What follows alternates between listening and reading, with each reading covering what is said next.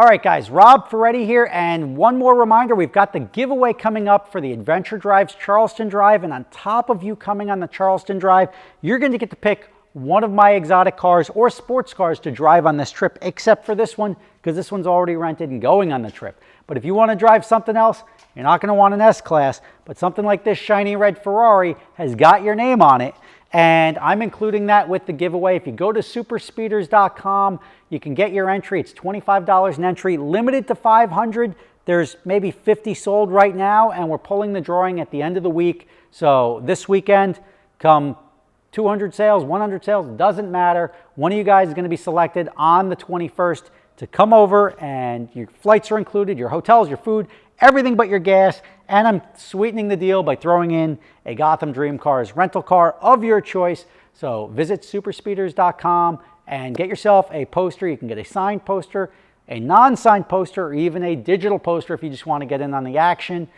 Check it out, and I'm looking forward to driving with one of you guys soon.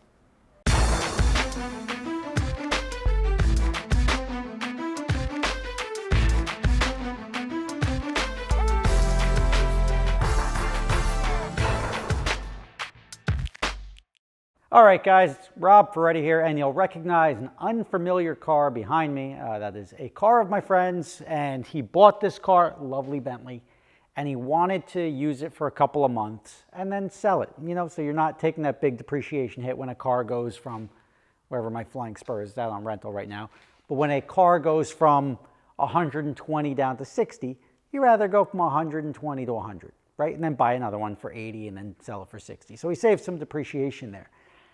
However, there are times you can throw good money at a car with the intention of increasing its value, but you're not going to ever see a return on that. This is one of those times. Let me show you just what my buddy is doing and why it ends up being a mistake. So you'll see the car is literally in pieces right now. This is a lovely car, by the way. This is a Bentley GTC. It's a 2014. He bought it. It was it was like one of the best valued ones he could get out there. But the dealership didn't represent certain things that annoyed him, but most people wouldn't care about, and it definitely isn't going to affect the value. One here, you see this? You can see there's little bubbles in the, I don't know how that's coming through on film here, but there's like bubbles in the side there. And then the other stuff, and I'll have to look through the windshield to show you. This is the reason the dash is coming out. You can see here, and like here, this is the underlayment. So the dash has shrunk on this car, and it did the same on the other side. You'll see right there where the dash was peeling. And that was the initial thing that bothered him. He's like, well, the dash is peeling. This is really bothering me. I'm going to get this fixed. And I'm like, well, you're going to sell the car. He's like, yes, but I'm going to make it perfect. And making it perfect, unfortunately, is going to be costing him a lot more money than he will ever make. And there's a bubble down here again. You can't really see it, but he's having a leather guy redo the dash. Now, most cars, or some cars, the dash comes out relatively simply.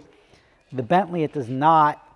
This is going to be about a $3,500 job now to remove the, and if you look at just exactly what's involved here, there is so much stuff that has to come out. Let's see if I can, let me get a light. Better.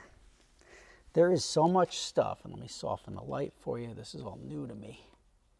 It's actual serious filmmaking here. Look at this. Look at all this stuff that has to come apart. Modules, everything is coming down and off. The steering wheel had to be disconnected. Like, that's very annoying, this whole thing. And he called me up last night. He's like, hey, I started taking it out, and I need 2 people to get it out. He was here for 9 hours yesterday taking this dash out. And if you just look at all the screws on the floor from both sides, it's a lot more than just popping off a couple of vanity pieces. You're literally taking the entire car apart to access this. And I mean, that's quite the pain in the ass for a couple of bubbles. And I'm like, here's the problem you're running into.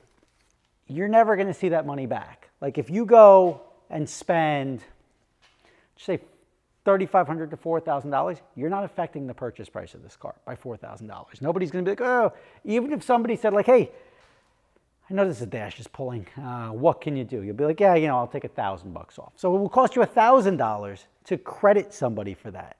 But in the instance where you're now repairing it and giving it to the next guy, you're not even getting to enjoy it. You're going through all the effort of repairing it and fixing it for the next guy, only to get the same, effectively the same money, because that's, or maybe save yourself $1,000 because that's what the guy's expecting is the car to be right.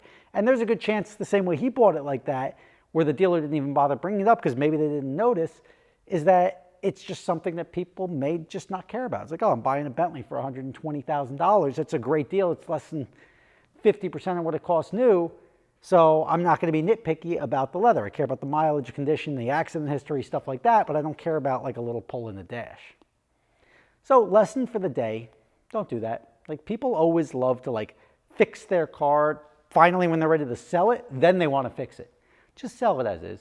If it caught, like my NSX, that guy was smart, right? He sold me that NSX with an airbag light, and I probably spent $5,000 or $6,000 chasing the airbag light.